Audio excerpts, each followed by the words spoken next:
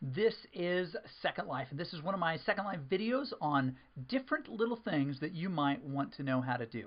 Now, as a virtual world and a place where you can be any character you want, there are a lot of opportunities. So let me just break down some of the menus and just introduce you to the menus in the Second Life browser.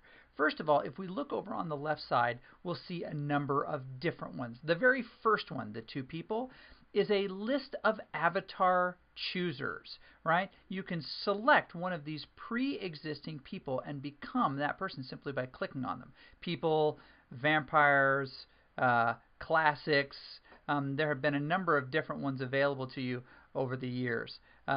You could select very quickly and change your appearance there. The next one down is the actual appearance that you've selected. Believe it or not, you can set up different outfits and different avatars and change into one of those avatars whenever you choose. Let me pick one here.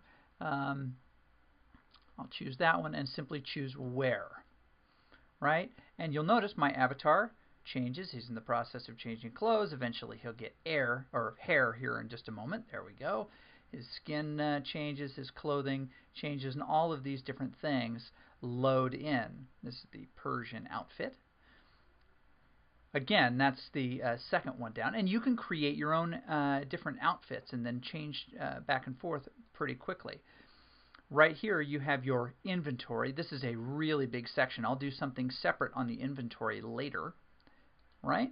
And this is your search. Basically searches the web within Second Life.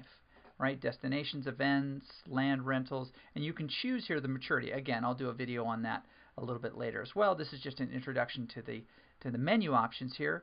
You also have a map, a series of landmarks. This is not the map per se, but some different landmarks where you can actually create favorites. It's where you design what fits up here in the top, and you can jump around to them.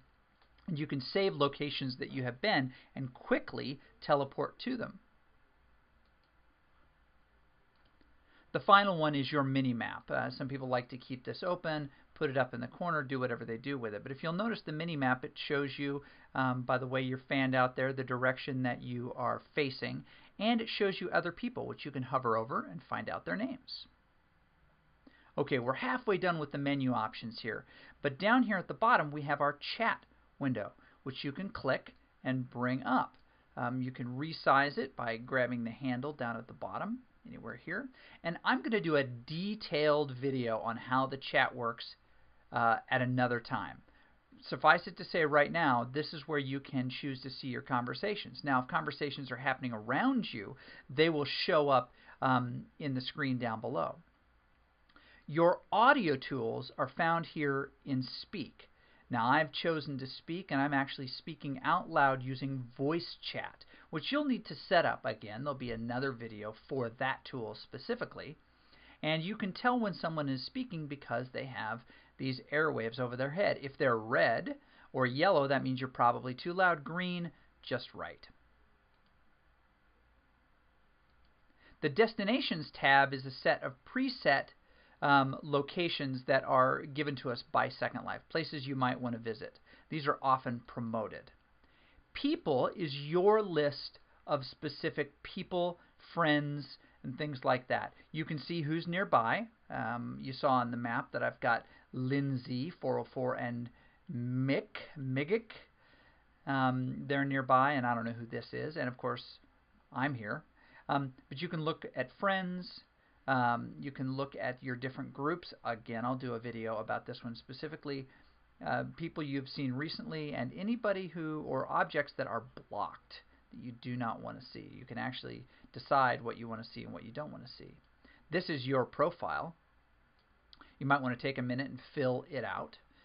Put in an image for yourself, names, details, things like those things that you want to share. You can even, it's like a social wall. You can post things and right? Your next one is your camera controls. We'll actually do a separate video on how to control your camera later.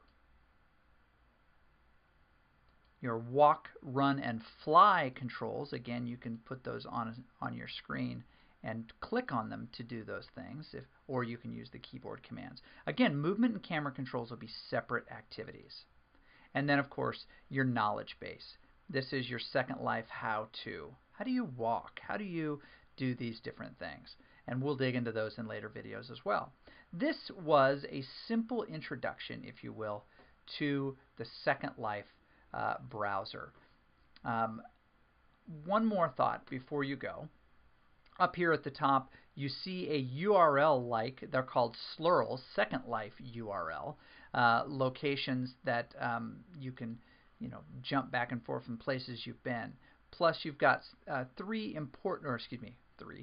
you've got 6 important menu options up here at the top. You will find that Second Life is an incredibly powerful virtual world, and one that is very immersive.